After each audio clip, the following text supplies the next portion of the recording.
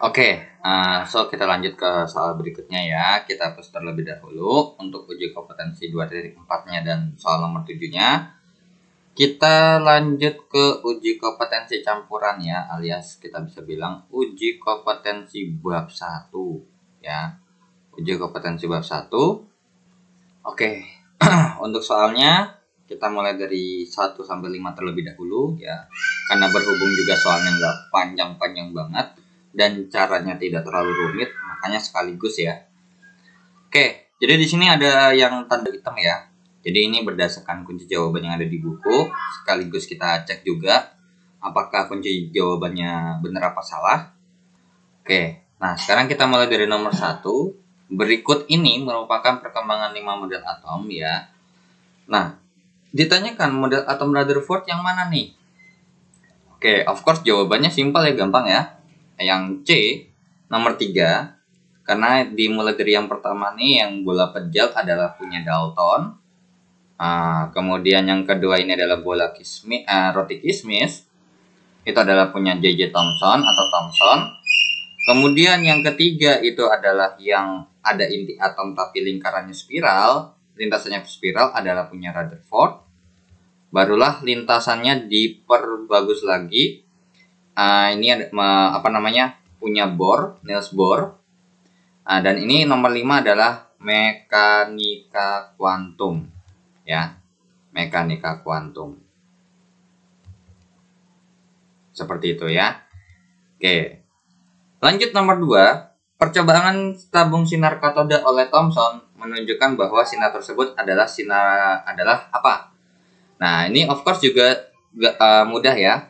Jawabannya adalah yang C, yaitu adalah sinar elektron, yang dimana ternyata si sinar alfa ini, si sinar katoda ini dia adalah sinar yang belok ketika ada medan listrik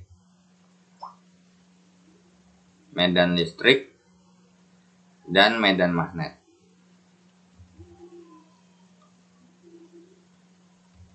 Nah, kemudian sinarnya belok mendekati lempengan yang positif ya, lempengan yang bermuatan positif. Jadi jawabannya adalah yang C ya, atau disebut juga dengan namanya elektron. Kemudian lanjut nomor 3. Di antara konfigurasi elektron berikut yang memiliki keelektronegatifan terbesar adalah yang mana? Nah, ini nggak usah dibikin. Kalau misalkan ini ada beberapa cara ya sebenarnya. Secara definisi bisa atau secara sifat periodik unsur. Nah, I think mungkin nomor 1 sama nomor 2-nya kita hapus terlebih dahulu ya. Soalnya biar agak sedikit lebar untuk cara catatan nomor 3-nya. Soalnya kalau misalkan ini saya jelasin pakai secara definisi, of course nggak butuh ruang banyak. Jawabannya adalah yang B. Nah, nanti alasannya kenapa? Ada 2 alasan untuk menjawab soal seperti ini. Nah, yang pertama kita menggunakan pendekatan yaitu adalah definisi dari keelektronegatifan itu sendiri. Nah, keelektronegatifan itu apa sih? Gitu kan? Nah, itu adalah suatu bilangan ya, yang menyatakan kemampuan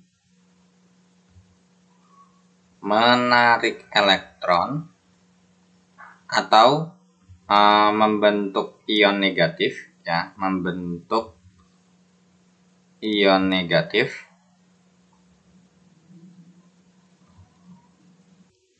ke pihaknya itu ke pihak si atomnya itu sendiri dalam suatu ikatan kimia. Nah, berarti kalau kita bandingkan secara definisi, of course yang tidak akan mungkin terjadi jawabannya adalah yang D dan E ya. of course ini nggak mungkin, ini nggak mungkin, ini nggak mungkin. Kalau yang C sama E ini karena berhubung kulit terakhirnya 8, of course dia tidak akan berikatan karena sudah stabil. Tapi kalau yang satu, ya, kalau yang satu kenapa I think yang 281 masih oke deh. Nah, di sini kalau yang A 25 konfigurasi elektronnya, that means berarti di sini menarik 3 elektron. Nah, untuk yang B 2,7 itu adalah menarik 1 elektron. Yang C yang D kalau disuruh menarik, of course 2,8,1 itu menarik 8 elektron. 7 elektron ya, supaya jadi 8. Supaya jadi stabil.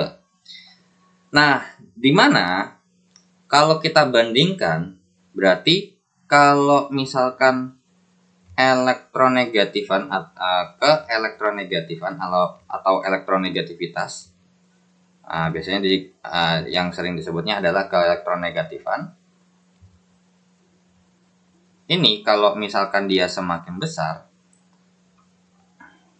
berarti kita bisa dapat simpulkan adalah semakin mudah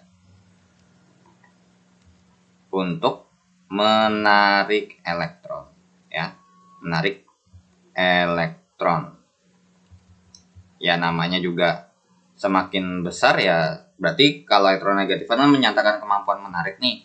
Berarti kalau semakin besar ya berarti kemampuannya kemampuannya pun juga semakin besar. Ya udah, makanya yang of course yang masuk akal adalah yang jawabannya yang B karena semakin mudah dia gitu. Atau, nah ini kan kita bahas adalah tabel periodik bisa kita bikin ya. Oke, di sini kita tahu bahwa ini adalah golongan 5A periode 2. Ini golongan 7A periode 2. Ini adalah golongan 8A dan periode kedua. Dan untuk ini golongan 1A periode 3. Dan ini adalah untuk golongan 8A periode 3. Nah, dalam elektronegatifan kalian boleh include atau exclude ya, Kalau include memasukkan, kalau exclude berarti mengeluarkan. Nah, jadi kalian boleh mencoret daftar yang ini nih. Nah, ini nggak usah dipakai. Nah, kenapa? Karena elektronegatifan dari golongan 8A itu nggak ada. Makanya kalau misalkan kalian lihat tabel keelektronegatifan itu ya, biasanya nanti dia akan dia di golongan 8A ditulis strip seperti itu. Nah, terus kemudian ini kita susun ya. Nah, kalau kita susun berdasarkan golongan, berarti ini kan golongannya ada 1A, kemudian ada 5A, kemudian ada 7A. Ingat ya, 8A itu strip semua ya ke elektronegatifan. Karena takutnya nanti kalau kita tulis 8A nih ya. Nah, 8A ini kan periodenya 2 sama periode 3. Oke? Karena ini tadi golongan 8A periode 2. Nah, ini adalah golongan 8A periode 3 kan. Kalau kita masukkan ke sini, ini akan jadi yang punya D. Yang 281. Kemudian yang 25 ini adalah di sini. 27 adalah di sini. Kemudian yang D itu periode 3 ya, Sob ya. Ini D, ini A, ini B, ini C, yang E-nya di bawah sini. D ya, C-nya adalah di sini, kemudian E-nya adalah di sini. Nah, karena berhubung ini kita bahas sesuatu sifat yang di sini kan sifat periode unsurnya diawali huruf konsonan, huruf vokal ya, elektronegatifan E. Nah, sehingga bisa kita jawab bahwa Kalau karakter negatifan itu kan berarti karena huruf vokal mengikuti yang namanya koordinat kartesius. Berarti sub ini ke atasnya ini membesar nih. Ya, ini membesar ya. Nah, ataupun juga bisa kita bilang bahwa kebalikannya. Ini ke sini, ya ke bawah, ke kiri mengecil. Nah, di sini kalau kalian include-kan atau kita include-kan yang 8A, maka jawabannya paling gede yang C dong. Bener nggak? Kan kita mau butuh yang paling gede nih, berarti yang A paling atas kanan. Tapi kenyataannya enggak. Makanya kenapa di sini jangan di-include-kan untuk 8A, karena dia emang tidak dibahas dalam tabel karakter negatifan. Atau, nah, bahkan kalau kalian lihat nih tabel karakter negatifan ya, tuh adanya dari ini 1A sampai dia di sini 7A. 8A itu nggak dibahas seperti itu. Walaupun sebenarnya sampai golongan yang 3A itu sampai ke bawah gitu ya, of course ada, yang golongan B juga ada. Cuman kan yang kita bahas adalah di sini yang lebih ke golongan A gitu. Oke. Jadi dapat disimpulkan bahwa pojok paling kanan, paling atas itu jatuhnya ke yang B. Makanya jawabannya adalah yang B. Sesuai juga ya dengan pengerjaan secara definisi maupun secara tabel sifat periodiknya ya dalam tabel periodik. Oke, jadi sesuai juga ya dengan kunci jawaban yang jawabannya B. Kita lanjut ke nomor 4. Nah, untuk nomor 4 di sini langsung kita bisa jawab. Atom 6329Cu memiliki jumlah neutron sebanyak berapa? Nah, ingat neutronnya itu tinggal sisi atas kurang bawah ya. 63 dikurang 29 berarti neutronnya adalah 34. Jadi jawabannya adalah yang B dan sesuai juga dengan kunci jawaban. And then next to number 5. Di antara unsur-unsur berikut yang merupakan isotop dengan unsur dengan nomor massa ya, dengan nomor massa 99 dan mengandung 56 neutron pada intinya adalah yang mana? Oke, jadi di sini kita nggak tahu ini unsur apa. Yang hanya kita tahu adalah di sini kita punya nomor massanya 99 katanya. Nah, kemudian neutronnya, ingat ya neutron itu berarti bedanya yang di sini itu selisihnya 56. Jadi bisa langsung kita jawab yang di bawahnya adalah 99 dikurang 56. Nah, kemudian kita kita hitung terlebih dahulu. Nah, berarti X-nya ini mempunyai nomor massa 99 dengan nomor atomnya adalah berapa nih? 43 ya. Nah, 43. Nah, berarti kira-kira ini isotop dengan apa? Nah, ingat ya, pengertian isotop itu adalah memiliki nomor atom atau jumlah proton yang sama. That means bisa kita katakan juga ini artinya itu adalah unsurnya sama. Tapi karena di sini kan kita nggak tahu nih unsurnya apa. Yang penting base-nya adalah memiliki nomor atom atau jumlah proton yang sama. Berarti yang sama-sama nomor atomnya adalah 43 adalah yang E ya. Nah, kalau jawaban yang A misalkan mungkin enggak. Ini enggak mungkin. Karena apa? Nomor massa itu of course akan selalu lebih besar daripada nomor atom. Jadi enggak mungkin nih. Ini salah nih ya. Nah, kemudian yang B. Ini benar nih secara susunan. Cuman kita mau yang nomor atomnya adalah 13. Jadi salah di sini.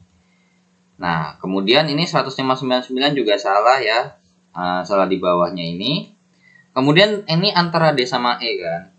Nah, berarti kalau misalkan kita bilang isotopnya itu harus nomor atom yang sama, jawabannya yang D dong. Nah, tentu tidak. Di sini ngebahas tentang isotop punya siapa. Nah, jadi di sini ngebahas tentang isotopnya punya siapa, bukan kira-kira si ini nih isotopnya dengan apa. Jadi 9943X itu adalah atau kita bisa bilang isotop dari X yang 4399 itu sama aja kita bahas isotop dari 43Ba99. Jadi jawabannya adalah yang E dan sesuai juga dengan kunci jawabannya. Oke, kita lanjut ke soal berikutnya. Oke, kita lanjutkan ya. Kita hapus terlebih dahulu. Lanjut nomor 6 sampai 10. Langsung aja ya. Oke, untuk nomor 6. Di sini diketahui atom berikut bla bla bla bla bla bla. Ada klor, kalium, aluminium, fosfor, dan silikon. Atom yang merupakan isoton. Oke, isoton itu adalah punya neutron yang sama ya. Isoton itu memiliki neutron yang sama. Nah, di sini berarti itu yang mungkin nomor 9 sama 10-nya saya pinggirkan dulu terlebih dahulu aja ya. Nah, untuk nomor 6 untuk si Cl dulu ya, 17 Cl 36 karena di sini kita bahas neutron saja. So, kita discuss saja neutronnya aja berapa. 36 dikurang 17 sama dengan berapa nih? 36 kurang 17 19 ya. 19. Nah, tapi kalau emang misalkan pengen tahu proton sama elektronnya berapa, of course karena berhubung ini merupakan sesuatu atom netral, tidak bermuatan, berarti kalau protonnya ini 17 ya, elektronnya pun akan 17. Kemudian untuk 19 kalium 39. Berarti untuk protonnya adalah 19, elektronnya 19, untuk neutronnya adalah 39 dikurang 19. Nah, kalau kalian emang gak mau repot, ya kalian boleh bikin ini aja langsung 20 ya. Maksudnya yang neutronnya aja, proton sama elektronnya gak usah ditulis. 13 Al27. Nah, berarti ini protonnya adalah 13. Kemudian elektronnya pun 13. Untuk neutronnya adalah 27 dikurang 13 adalah 14. Kemudian fosfor 15 30 fosfor. Nah, ini mempunyai proton adalah 15, elektronnya adalah 15. Untuk neutronnya adalah 30 dikurang 15 sama dengan 15. Nah, berarti penentu terakhirnya adalah nih silikon nih. Karena di sini pas kita cek 4 di awal nggak ada yang sama. Ya udah, 14 28 silikon. Nah, berarti protonnya adalah 14, elektronnya adalah 14, untuk neutronnya adalah 28 dikurang 14 sama dengan 14. So, bisa kita simpulkan bahwa yang saling isoton atau yang memiliki neutron yang sama adalah Al dengan silikon ya. Dengan nomor atom dan nomor massa yang berbeda ya. Oke, seperti ini. Jadi jawabannya adalah yang E ya, aluminium dengan silikon. Dan sesuai juga dengan kunci jawabannya. Next, kita lanjut ke nomor 7. Jumlah proton, elektron, dan neutron pada 511B. Nah, ini that means berarti gini ya. Isotop 511B itu tidak kan soalnya kalau misalkan untuk nomor atom sama nomor massa, apalagi terutama nomor massa ya, even though walaupun unsurnya sama, ya misalkan nomor atomnya tetap sama, nomor massa itu bisa beda-beda, ya. Oke, di sini udah jelas banget protonnya 5 karena sesuai dengan nomor atom. Nah, karena berhubung ini dalam keadaan netral, berarti untuk elektronnya sama dengan proton. Kemudian untuk neutronnya adalah 11 dikurang 5 sama dengan 6. Nah, be careful. pertanyaannya yang diminta adalah proton dulu. Protonnya 5. Oke. Ini udah fix salah karena depannya 6. Ini pun salah karena depannya 11. Ini possible, ini possible, ini possible. Tinggal C, D, E. Nah, selanjutnya elektron. 5 juga. Oh, sama semua nih. Dan neutronnya adalah 6. Jadi jawabannya adalah 556. Jadi untuk nomor 7 jawabannya adalah yang E. Dan sesuai juga dengan kunci jawaban. Kita lanjut ke soal nomor 8. Sistem periodik modern disusun berdasarkan pengelompokan unsur menurut siapa nih? Nah, ini udah pasti paling gampang. Jawabannya adalah C ya. Moseley Henry atau si Moseley. Karena kalau untuk Newlands itu hukum oktav ya, oktav Newlands. Untuk Dobereiner itu adalah yang 3 itu ya, yang 3 sekawan. Terus Mendeleev itu yang masih kurang lengkap ya, ibaratkan sebelumnya Moseley. Kalau untuk Dalton dia tidak menyusun sistem periodik. Dia hanya mengenalkan model atom saja. So, kita lanjut ke soal berikutnya ya. Ini kita hapus terlebih dahulu. Kita lanjut ke soal nomor 9. Unsur-unsur yang terletak pada satu golongan memiliki jumlah proton yang sama, elektron yang sama, kulit yang sama, elektron valensi yang sama, neutron yang sama. Nah, ini mudah ya. Jawabannya adalah yang D. Dan sesuai juga dengan kunci jawaban. Alasannya kenapa? Karena penentuan golongan itu adalah berdasarkan jumlah elektron valensi. Ya, elektron valensi atau kita singkat Fe. Ya. Kalau misalkan untuk kalau jumlah proton sama jumlah proton itu sama, itu kalau nomor atomnya sama kan itu isotop ya. Nah, itu bukan artinya satu golongan yang sama. Ini unsur-unsur yang dalam satu golongan kayak misalkan H, L, I, N, A ini 11, 3, 1. Of course ini nomor atomnya konfigurasi elektronnya 1. Ini 21. Kemudian ini adalah 281. Kemudian kalau kita lanjutkan lagi 19K ini adalah 2881. Yang arti bisa kita katakan bahwa ini berada di golongan 1A ya. Oke, kita lanjut ke soal nomor 10.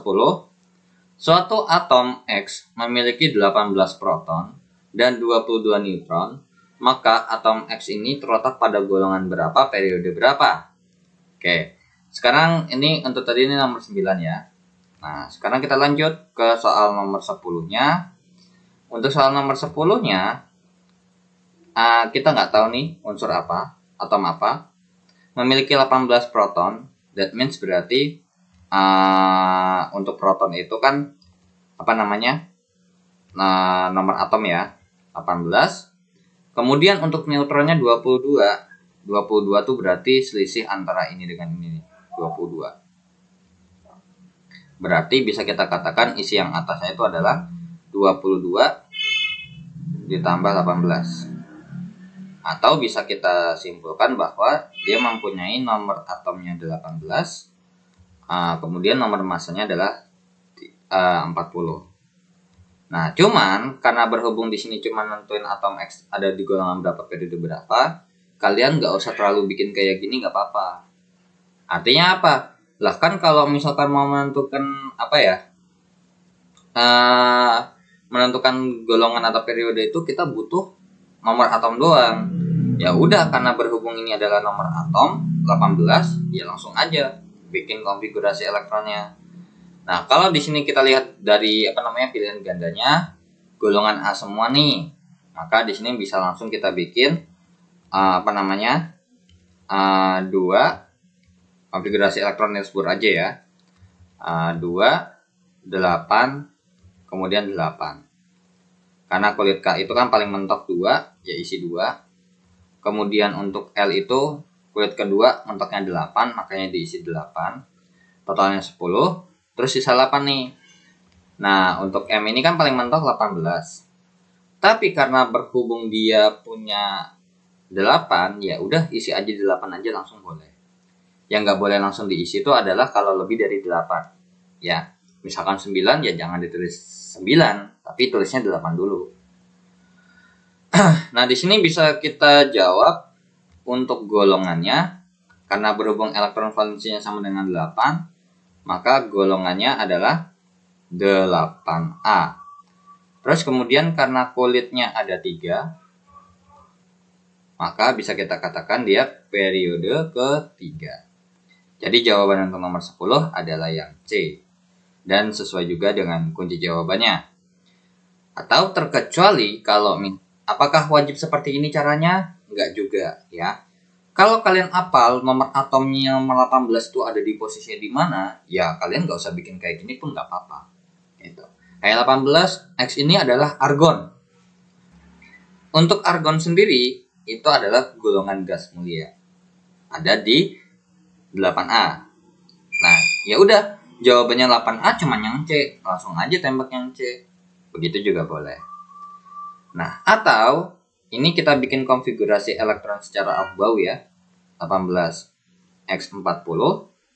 Berarti kita butuh yang ininya aja ya. 1S2, 2S2, 2P6, 3S2, 3P6. Nah, dalam penentuan golongan atau periode berdasarkan off-bow, karena berhubung di sini paling belakangnya P dan nggak bisa berdiri sendiri, butuh S nih. Tapi butuh S-nya jangan yang jauh-jauh. Jangan dipakainya yang 2S ya. Jangan pakai yang 2S tapi yang 3S. Nah, di sini elektron valensinya adalah 2 tambah 6. Berarti elektron valensinya sama dengan 8. Karena berhubung adalah blok S dan P, maka golongannya jadinya 8A. Kemudian untuk periodenya, angka terbesar di sini adalah 3. Ya udah, periodenya adalah periode 3. Dan sama kan ternyata golongan 8A periode 3. Oke. Kita lanjut ke soal berikutnya.